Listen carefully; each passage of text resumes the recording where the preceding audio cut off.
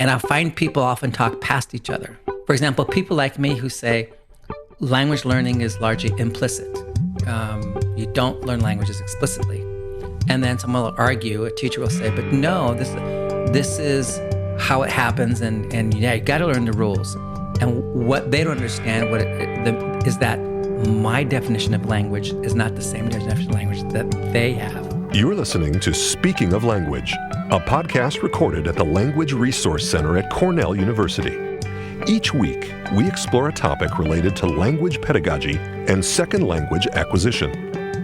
This week on Speaking of Language, Bill VanPatten, the diva of second language acquisition, returns to Speaking of Language to chat about revolution and his recent talk about barriers to innovation in language teaching. Welcome to a new episode of Speaking of Language. I'm Angelica Kramer, the director of the Language Resource Center at Cornell University. And I'm Sam Lupowitz, the LRC's media manager. We are excited to welcome Bill VanPatten back to our podcast. Dr. VanPatten gave a talk as part of our monthly LRC Speaker Series on barriers to innovation in language teaching, and we will continue our conversation on this topic. Welcome to Speaking of Language, Bill. Well, thank you, Sam. Thank you, Angelica, for having me back. Which this is like back twice because I know, a right? podcast before, and then I just did a talk with you guys, and I know. I'm back. It's like we just can't get enough. That's how it goes. Third time's the charm, right? Yep. So before we launch into the topic, can you please tell us a little bit more about your path with languages and SLA? My path, okay. I grew up bilingual, Spanish and English, because I'm half Mexican, and grew up here in California. And I always had a sort of a fascination with languages because it was interesting to me for lots of reasons. But I didn't know. I went to a small private university, Jesuit institution here in California. You may know it, Santa Clara. And I never heard of linguistics. I just didn't know that existed. And I went to graduate school in Texas to do Latin American studies and economics. And it didn't quite work out. Long story short, I had a TA-ship and someone said, hey, you seem to have a really scientific mind, which I sort of did because I also have a background in chemistry. And you should try linguistics. And I go, what's that? And they said, it's the scientific study of language. I go, oh, cool. Let me try that. So I switched out of my major and wound up doing that at Texas. And then just about that time is when second language research began taking off in California. And so I did not know that. And I took a course in child language acquisition with Carlotta Smith in the linguistics department at Texas. And I sat there and I think it was a master's student at the time. And I went, do people ask these kinds of questions about second language learning that they ask in first language acquisition? And then I was off and running after that. So that's what happened. In your talk, you differentiated between real innovation and pseudo-innovation in language teaching. Can you please recap that difference for our listeners? Do I have a time limit? No, I'm just kidding. Yeah, pseudo-innovation is what I refer to as old wine in new bottles. And what that means is we tend to do the same old thing, but we try to do it a different way. So we still might teach verb charts or something like that, or let's say German case endings. But rather than do it this way, we do it this way. Or now we add technology, or now we have visuals we put up in class. But we're still trying to teach case endings, or we're still trying to teach verb endings or whatever. So it's old wine in new bottles, or some twist on the old wine. That's pseudo-innovation. We haven't really done anything different. Real innovation means let's just not teach the old wine. Let's just get rid of the old wine. We want new wine. And let's get rid of the bottles too. Let's just throw everything out and say, if we had a class, if we had language teaching that was truly informed by what we know about language communication and language acquisition, what would that class look like? Without any preconceived notions about anything else that we have. And that's where, to me, true innovation starts. So in your talk, you highlighted 5 interrelated barriers to real innovation, and those were knowledge, personnel, power, institutionalized education, and time. We encourage our listeners to actually go to our website and watch the entire talk you gave. But can you briefly comment on what the connection between these 5 barriers is, and specifically what we as educators can do to possibly overcome them? Yeah, of those 5, I think the one that I ended up talking to people about and saying, if you're going to tackle true innovation, you need to deal with the nature of institutionalized education, because I think that's the center of all these things about the power relationships, the knowledge base people have, time on task for teachers, not for students, for learners, and personnel are all related to how we conceptualize education in this one-size-fits-all model. And the one-size-fits-all model is that there's something about universities where we like things to be the same. So just look at a course catalog, for example. You can flip a course catalog and point to chemistry. You can point to biophysics. You can point to, if there's such a thing as biophysics, there kind of sort of is actually. You can point to geography. You can point to French, and you can point to, I don't know what, cultural studies, let's say. And they all have the same format in the catalog. They all have to follow a similar description. They all have to do it, and they have to have so many hours per unit, blah, blah, blah, that kind of stuff. Because there's this one size fits all that somehow French and Spanish are going to look on the page just like chemistry and geography look, or history, or whatever. And so institutionalized education, because of that model, tries to make languages fit into everything else, from grading students so they can have a GPA, to the personnel that's hired and what their knowledge is, what they know about language acquisition, language teaching, or how they get that knowledge, or whether anybody even has that knowledge. Time on task, which is, does institutionalized education actually give people the time to innovate, or is it built into the fabric of institutionalized education to mitigate against that? For example, teaching more. We want you to teach more because that's what we're here for. But if you're teaching more, you have less time to innovate, if you're going to innovate at all. And so all these things that I talked about interconnect with this idea of institutionalized education and what it does.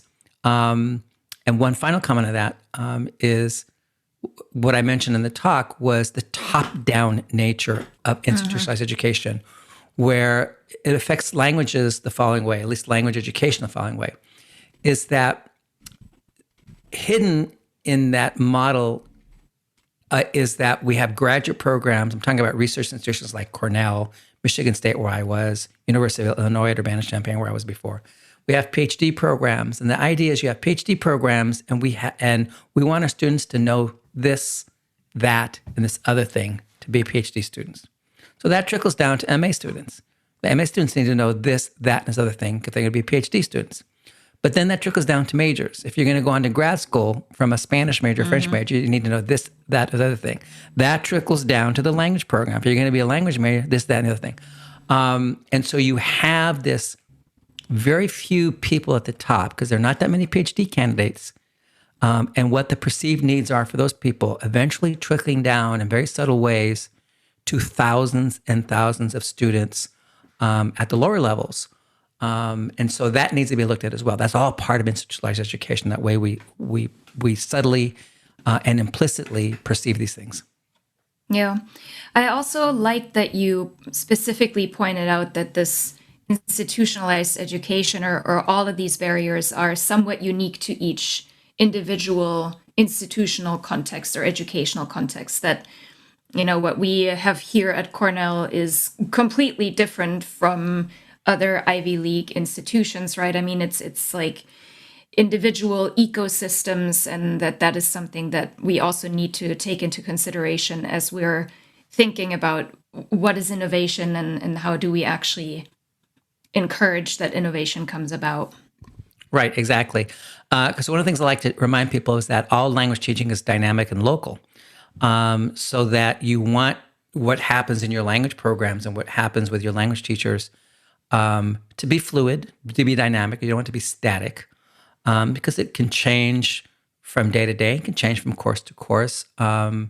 And you could be teaching 2 classes at the same level, and one class responds differently than another class, and you have to be flexible. So it has to be dynamic in that sense, but also be local in the sense that The way you tackle institutionalized education and the barriers it presents may be different at Cornell than it would be at Michigan State, for example, or at some other kind of institution, right? And also because your students are who they are, the interests, what kind of, I mean, there's a lot. If I take a typical 19-year-old across the country, I can find a lot of things that would be common to 90-year-olds across the country. But then I would be remiss if I tried to tell everybody across the country that a 19-year-old in rural Alabama going to the University of Alabama for the first time is the exact same kind of student as when I was at the University of Illinois Chicago, who was an urban student. Sure. And maybe a full-time working mother going. I mean, so all those things feed into our local decision making and how we tackle these barriers too. So, following up on that, can you talk about the role of students and learners in the innovation process? We can innovate, but we have to make sure that learners understand innovation. So let's just take a very concrete example. Let's say a student comes out of a K through 12 program, or I should say a 9 through 12, a high school program, in Spanish, and they place into third semester Spanish. And they get into that course, and there's no textbook. There's no focus on grammar, for example. There's no verb conjugations you got to memorize, and no fill in the blanks, and no standardized testing. There's something else different going on. And they come into that class going, whoa, I'm not learning anything, because the first thing you hear, I'm not learning anything.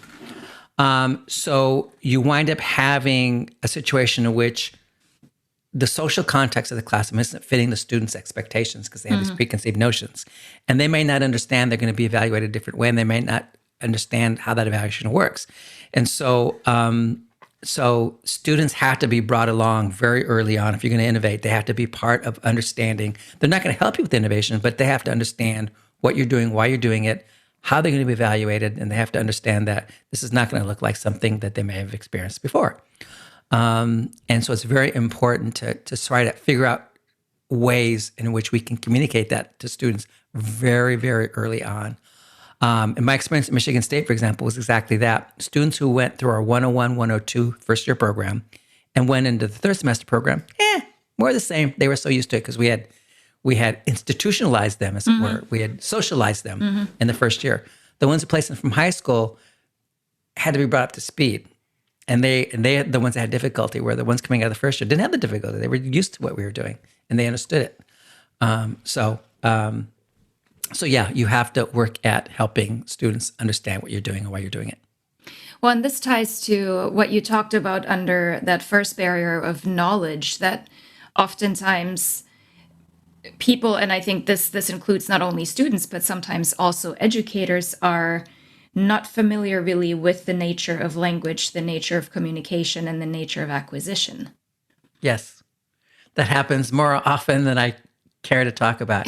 I'm always getting in trouble on certain sites on the internet, which I shall remain nameless when I throw things out. And I find people often talk past each other. For example, people like me who say language learning is largely implicit. You don't learn languages explicitly. And then someone will argue, a teacher will say, but no, this is how it happens, and yeah, you got to learn the rules. And what they don't understand is that my definition of language is not the same definition of language that they have. Because I'm a linguist and I think about language differently, right? And they think language is those rules on a textbook page. And I'm trying to tell them, no, that's not language at all. That's not what's in your head. It will never be in your head. And we have no mechanism to turn that into your head. And so we have to get that knowledge so that people are talking the same language. What is our definition of language? What's our definition of communication? And what are our 5 basic things we know about acquisition, for example, that we can all agree on, and so that they form basis of how we talk about stuff. Yeah. I've been working on that for a while, Angelica, and it's been tough. I know. It's been tough. It's tough. I know. It's tough. But yeah, I mean, basically when the question came up, what's the solution? How do we overcome these barriers? You said we need a revolution. Woohoo! We do need a revolution, but I think people, the way to start making change, assuming we want to make the change, is to sit down and actually critically examine institutionalized education. And the K through 12 system, for example, would benefit by that because they would have that trickle-down effect. If the universities, if we could sit down and actually scrutinize what we do and ask those hard questions and try to come up with solutions, then the K through 12 system would benefit because then they wouldn't be beholden to universities to try to prepare students to take university classes necessarily. You know, they would be, oh, my students will be prepared to university now because I'm innovating the same way they're innovating. So anyway, yeah. So those knowledge sources need to be out there, and we need to get them into people's hands. So, have you seen a great example of innovation in the last few years in higher education? No, I mean, I would say no, not in language education, and not in education, not in higher ed more generally. And I'm sure deans, department chairs, and administrators would beg to differ. But, oh, Bill, look what we've done with this innovation or that. And again, it's pseudo-innovation. They think they're doing something new, but again, they're doing old wine in new bottles. Yeah. So, for example, I mean, I would challenge a dean if the dean said, Bill, but look at our here's an example. Here's an example of what I would consider a major innovation. A major innovation. Let's take language majors, a Spanish major, a French major, a German major. Innovation one, get rid of requirements. There are no longer any requirements. You do have to have hours for a major. Okay, so you have to have 30 hours in German, 30 hours in French.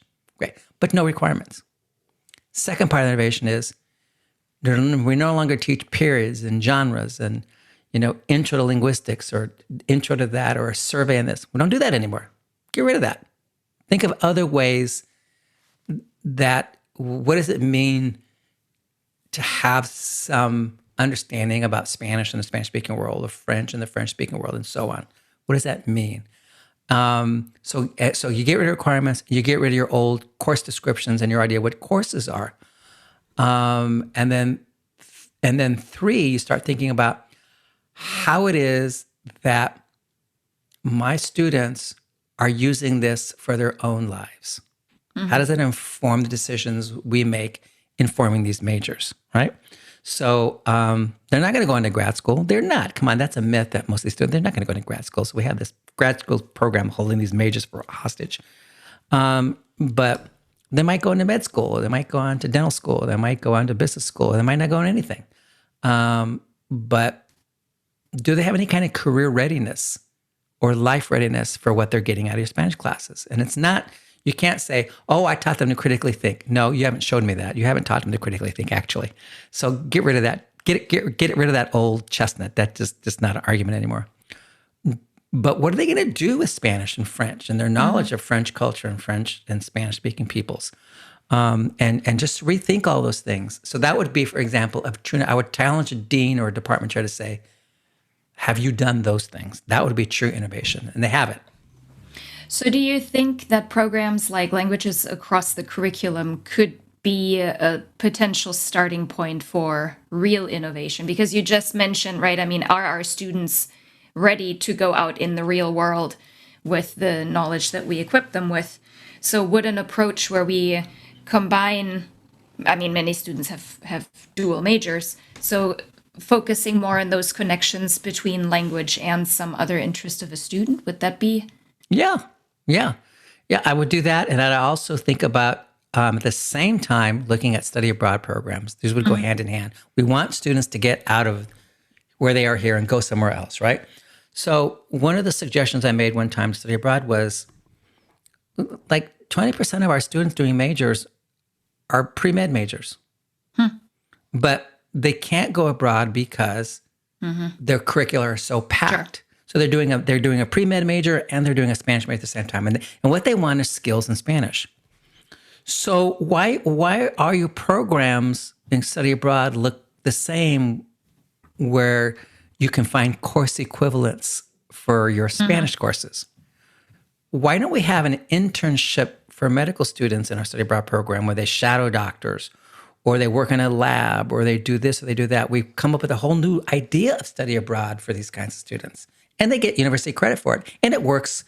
They get some kind of Spanish credit, but they also get something that goes toward their life skills and also to something that might count for. They might get a course credit for something they're doing as a pre-med major. You might get more students doing that if you just rethink what study abroad is, along with languages across the curriculum. I think those go hand in hand. So yes, I think those could be potentially really innovative things. Where do you suggest language educators start to innovate? Oh my gosh, I don't start. That's a tough question, because what I was telling people today in the talk was that it's not going to start with trying to do an innovation right now. It's going to be coming up with your wish list of what innovations you want. Make that wish list. Like when I got to Michigan State, as I was telling people today, one of my first things was I want to get rid of textbooks in the classroom. How do I do that? And I want to do this. So I made my wish list. And then once you get your wish list, then you start to figure out, how can I make these things happen? Because without a wish list, you're not going to. So what does innovation mean? And what's on that list? And you prioritize a list. And then you also have to make a plan. You have to do things too, in the sense of you have to look at how you're going to get time to do these things. And if you can't get time off, how can you make a plan so it happens over a number of years to come to fruition? So you have to do all those kinds of thinking things too. Try to get other people on board with you. But if I were to give a person in language education one single piece of advice, or say, start your wish list with this and see if you can make this happen. How can you get rid of textbooks? Get rid of that textbook in the classroom. Get rid of it. Get rid of it. And see what happens. What happened? Because I think there would be a domino effect. All kinds of things would start to do if you started just there. And, I think maybe that's where we need to rekindle conversations with our colleagues in K-12, because that is happening, I think, much more in high schools and in middle schools and language programs. And maybe there is a way to learn with and from each other and move forward that way. Yeah, there's a lot of innovation happening, particularly in middle school and 9 through 12 with languages. There are... there's actually somebody who has a .com site called the Deskless Classroom. And she's a language teacher in Utah. I'll mention her, Elisa Cardenas. She is a Spanish teacher in the Salt Lake area. And she advocates, and other people doing this, there's no desk in the classroom. They have chairs. They're not going to sit on the floor, but they don't have desks in front of them. And when you get rid of desks, look at the impact that has. Well, you have no place to put paper and pencil, no place to put a textbook. So now it's just you and the teacher there. And language and communication becomes central to what you're doing, because there's nothing in front of you to distract you from that. And it also puts a burden on teachers to do things in class that be different. And it also puts a burden on students to have to pay attention more, because their noses aren't in a textbook. And they can't look down at a desk. And, so the idea of a deskless classroom is an interesting concept too, as a starting point. So, well, that actually reminds me of some of the work that's happening within the realm of language centers about space design, and looking at how language centers have changed from this very, just classroom setup, teacher fronted, or the traditional language lab for, that came out of the audiolingual time, to looking at spaces now that oftentimes don't have desks, right? That have comfortable seating, but are more conducive to interaction, to engagement, to communication. Right, exactly. One of my favorite classes I taught at Michigan State was, I taught this conversation class, and thank God I didn't have desks. I had tables, real small tables, but it didn't have desks. So what I did is I would go in, and the students would help me. The first day because I went and looked at the room. At the end of the semester, before I was going to teach the next semester, I went and looked at the room, so I was going to be teaching, and I went, oh, this is great. This is great for conversation class. There are no desks. So what we did is, the first day I went in early and had all the tables arranged. So there were 4 chairs, and people had to sit and look at each other. And I had them arranged so I could walk around and do things. And so desks were gone. And I allowed laptops in the classroom, because we often did things where they do joint writing things, even though it was a conversation class. We had a lot of joint things they did to look stuff up. And so, of course, I allowed laptops, but, backpacks on the floor and everything else. There was Sure. no textbook. We didn't have a textbook, all that kind of stuff. And it was great because if they had been in those standard, remember those desks at Michigan State and Wells yeah. Hall, and you move your desk around, and it's the stupidest setup. But these little tables were ideal. And so I thought, oh, good, I like that kind of classroom. Yeah. Nice. So and it was just easy to set things up in different ways too. So Yeah, nice. So we challenge our listeners, if you teach at Cornell, maybe you should consider teaching out of our learning space rather than out of a traditional classroom with desks that, goodness, maybe even mounted to the floor. exactly. be- Oh my gosh, yeah. Yeah. I had to teach in a lecture room one time where the desk were on the floor. I went, what the heck? Yeah, that's hard. Here's hoping that space will be open again soon. Yes, indeed. And it would be nice to have some classrooms available where there weren't desks, they're just chairs, and people could sign up for those rooms. I don't want a room with desk in it. That would be really nice, that room with desk. Yeah, yep, absolutely. So, Bill, what else is happening in the world of BVP? Oh, what's happening? Well, let's see. I'm working on my third novel. Wow. My second one's coming out this summer. It's a murder mystery that takes place here in Central California. But my third novel is more like literary fiction. Then I'm going to go back. When I finish this one, I'm going back. I started the sequel to the murder mystery because that's going to be a series. So I'll pick that one back up at the end of the summer when I get this other one done. So I'm working on that. Still doing talks, doing a little bit of research here and there, scholarly writing. I got something I'm working on with Russ Simonson. We'll see if it gets accepted. It's like those short books I've done for ACTFL. Oh, nice. Yeah. It's going to be on language acquisition. It's called Acquisition in a Nutshell. Cool. So it's a short little book, like an 80-page book for teachers. So I got that working on something about explicit, implicit learning to sort those things out. It's going to It's going to be published in Cambridge. It's in their Element series. So I did a few things like that. Trying to resurrect my farewell show so I can get on the road and do it. Waiting for COVID. I mean, I had a bunch of things lined up last year. Then COVID hit. I was like, Yep. And then Oh, this my. year, I was ready to do it launch it at ACTFL, but well, that didn't work. Yep. So ACTFL got canceled this year. I mean, it's not canceled; it's virtual, but Yep. so it's somehow doing comedy and singing, doing a live performance on Zoom is not the same thing as having an audience. You know what I'm saying? You're telling me. Yeah, it'd be like Aretha, right? Who's zooming who? Right? All right. Well, before we sign off, we'd like to ask you to share your favorite word in a language you speak, love, or are learning. So, go. Oh my gosh! One of my it's an expression or word, whatever you call it,